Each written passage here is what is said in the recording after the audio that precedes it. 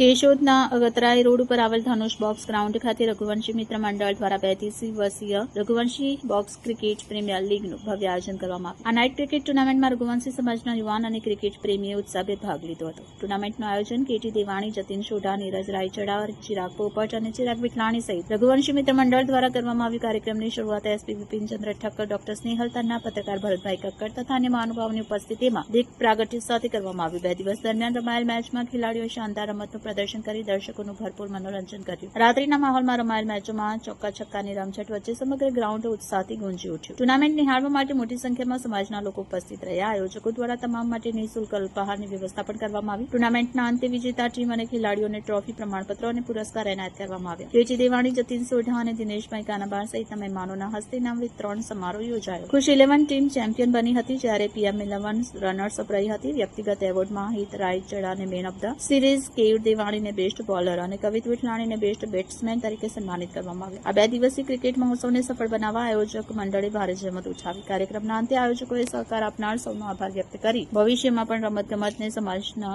એકતાને પ્રોત્સાહન આપવા આવા આયોજન ચાલુ રાખવાનો સંકલ્પ વ્યક્ત કર્યો. Reporter Harsh Padai to Z news, Keshod. Jay Jalaram. તારીખ 15-16 2 દિવસ રઘુવંશી ક્રિકેટ પ્રીમિયર લીગનું આયોજન કરવામાં આવ્યું હતું, જેમાં કેશોદના રઘુવંશી પરિવાર દ્વારા 8 ટીમો દ્વારા આયોજન થયેલ છે. જેમાં આજના વિનર તરીકે ખુશ 11 વિનર થયેલ છે, અને જેમાં આયોજક તરીકે કેટીભાઈ દેવાણી, ચિરાગભાઈ પોપટ, નીરજભાઈ રાયચડા, ચિરાગભાઈ વિઠલાણી દ્વારા કરવામાં આવેલ હતું. અને તમામ રઘુવંશીએ આ ક્રિકેટ પ્રીમિયર લીગનું ખૂબ જ આનંદ લીધો છે.